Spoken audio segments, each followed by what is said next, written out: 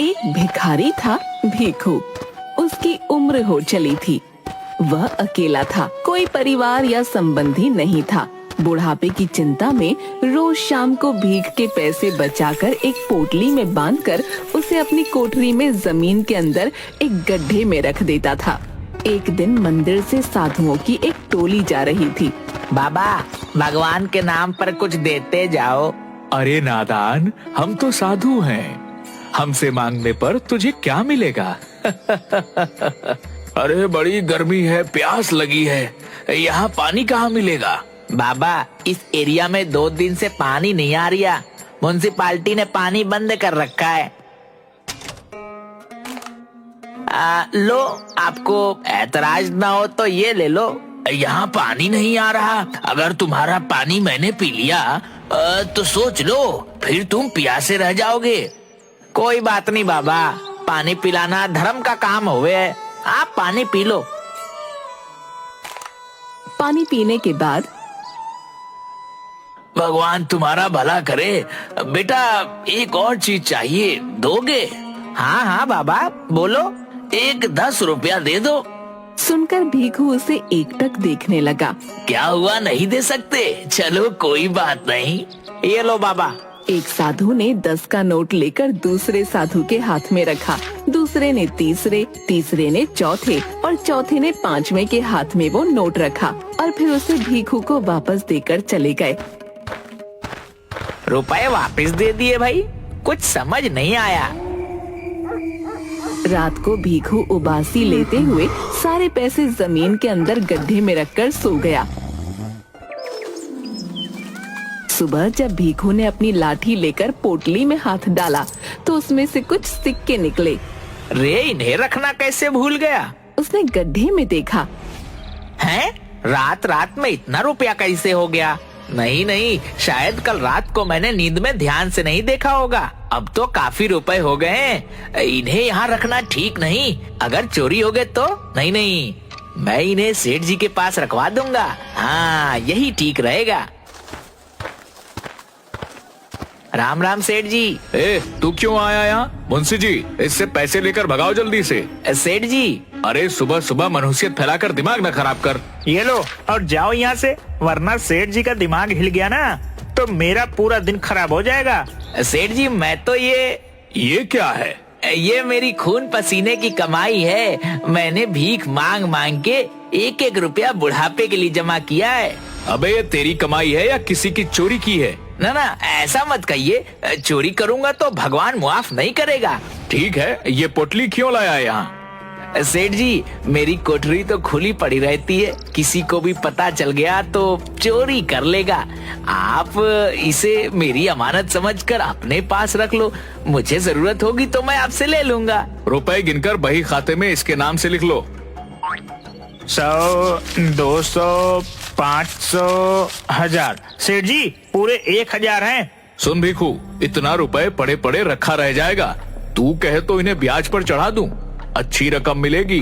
पर सेठ जी। अरे तू फिक्र न कर, मैं सब देख लूंगा। तेरी रकम 6 महीने में दुगनी हो जाएगी। ठीक है सेठ जी, मुझे आप पर पूरा भरोसा है। सब आप पर छोड़ता हूँ। हाँ हाँ, तू चिंता ना कर। राम राम।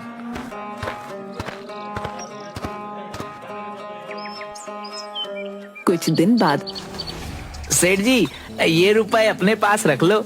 सेठ ने मुंशी को इशारा किया। 100, 200, 500, 1000। सेठ जी, पूरे 1000 हैं। क्या रे, तू तो बड़ा लालची है। ब्याज के लालच में इतनी जल्दी 1000 रुपया फिर ले आया।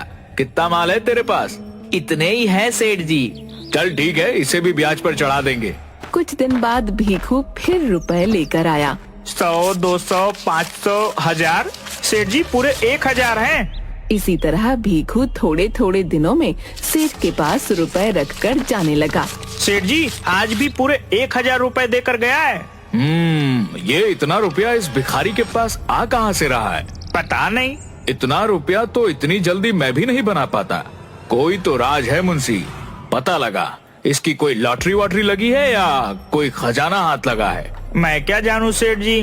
कुछ भी हो, इसका भेद पता लगा, नहीं तो मुझसे बुरा कोई नहीं होगा। मुंशी ने सिर लटका लिया। अगले दिन मुंशी सुबह से भीखू का पीछा करने लगा।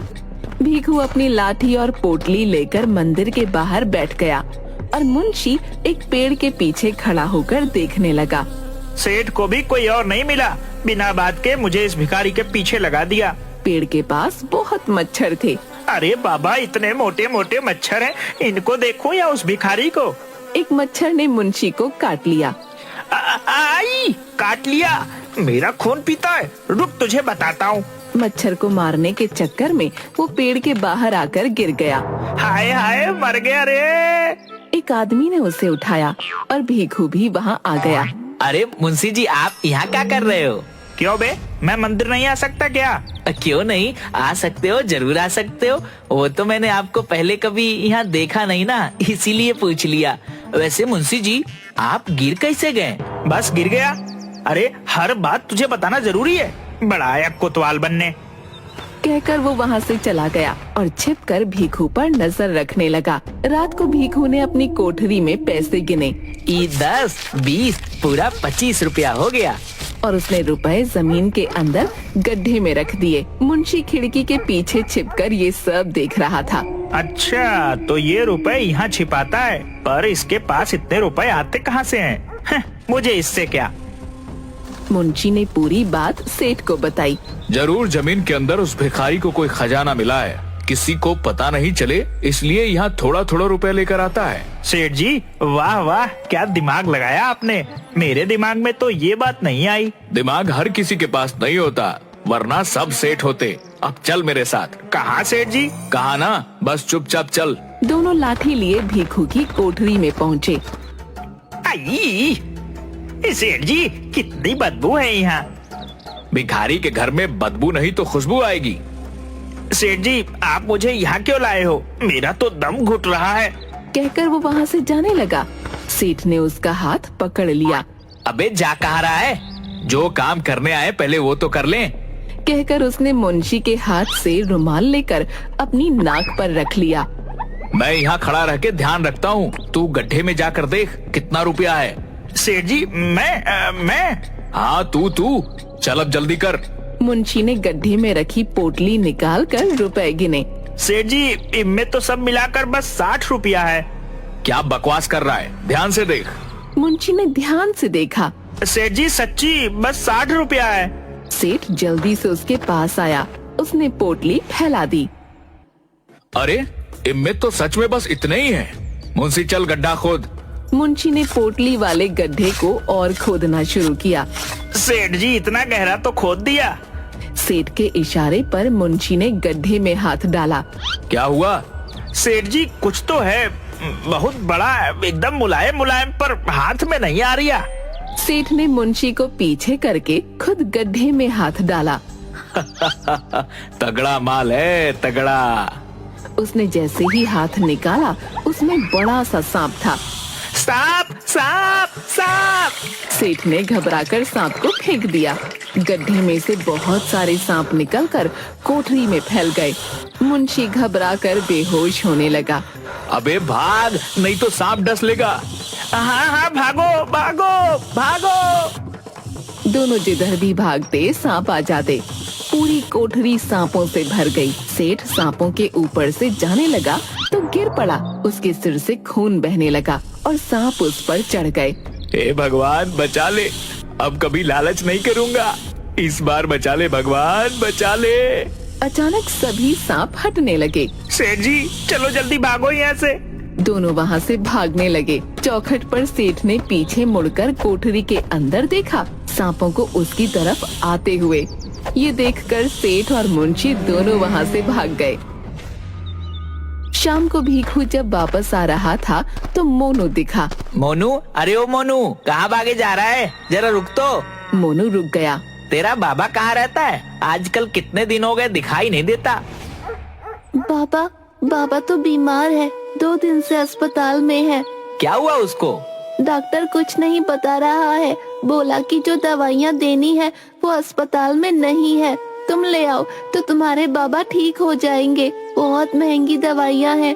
मैं माधव के पास रुपए उधार मांगने गया था, पर उसके पास भी नहीं है। तू उदास मत हो बेटा, रुपया मिल जाएगा। कहाँ काका, सुबह से 4 लोगों से मांग चुका हूँ, पर किसी के पास इतना रुपया नहीं है और बाबा की तबीयत बिगड़ती जा रही है। कितने में दवाई आएगी? 1100 काका, पूरे 1100। मेरे पास तो 20 रुपया है। तो बेटा हो गया रुपयों का इंतजाम। वो कैसे काका? ये ले, इसमें पूरे 20 रुपया है। 60 रुपया और है मेरे पास, और तेरे पास 20। काका तो सब मिलाकर खाली 100 ही तो हुआ, बाकी का 1000 कहाँ से आएगा? तू फिकर क्यों करता है? तू जा, मैं थोड़ी देर में रुपए का इंतजाम करके आता हूँ। भीखू अपनी कोठरी की हालत देखकर, हे राम, आज तो सच्ची कोई चोर आ गया। उसने गड्ढे के पास जाकर पोटली उठाई तो वो खाली पड़ी थी। उसने आसपास गिरे हुए रुपयों को उठाकर गिना। ये तो पूरे 60 है। हे राम, तेरा शुक्र है, चोर आया पर रुपया लेकर नहीं गया। भीखू ने गड्ढे में हाथ डाला। हैं? इतना गहरा गड्ढा खोदा और एक भी रुपया नहीं ले गया। ये कैसा आदमी था? भीखू सेठ के पास गया। राम राम सेठ जी। सेठ के सिर पर पट्टी बंधी हुई थी। उसे देखकर सेठ और मुंशी दोनों डर गए। तू क्यों आया है? देखिए ना सेठ जी, आज पता नहीं कौन चोर कोठरी में घुस गया था। मुंशी ने सेठ को देखा। शुक्र है कि मैं अपने रुपए आपके यहाँ रखवा गया था, वरना आज सब चोरी हो जाता। वो तो कोठरी में ज्यादा रुपया नहीं था, तो कोई नुकसान नहीं हुआ। सेठ और मुंशी दोनों एक दूसरे को देखने लगे। मेरा दोस्त अस्पताल में है, उसकी दवाई के लिए रुपया चाहिए।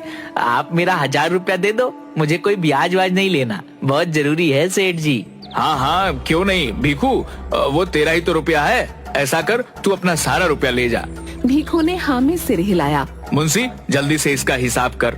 मुंशी रजिस्टर में हिसाब करते हुए, तेरा कुल रुपया 6000 हुआ और 500 ब्याज। 100 रुपया मेरी तरफ से रख लियो, तो कुल रुपया 6600 हो गया। है पर मैंने तो 1000 रुपया ही दिया था, इतने सारे कैसे हो गए? अरे बावले, भूल गया क्या? पिछले 6 महीने से हर महीने 1000 रुपए देकर जा रहा है। ऐसे कोई भूलता है क्या? मैं सच्ची कह रहा हूँ सेठ जी, मैं तो खाली एक बार ही 1000 रुपए देकर गया था। अरे भाई, आज इतनी मुश्किल से जान बची है, तो फिर क्यों आफत कड़ी कर रहा है? मुंशी, इसको हर महीने का हिसाब दिखा।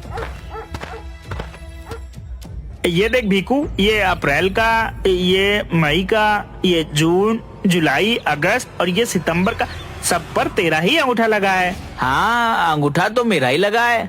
अरे लगे ना, तेरा ही है। मुंशी, जल्दी कर, इसका सारा रुपया दे दे। सेठ जी, मुझे अभी बस 1000 रुपए दे दो। नहीं, तू अपना सारा रुपया ले जा। सेठ जी, मैं इतना रुपया कहाँ रखूंगा? चोर ने मेरी कोठरी का रास्ता देख लिया है, घर चोरी हो गए तो। नहीं, आप अपने पास रख लो। तेरी कोठरी में घुसने की हिम्मत कौन करेगा?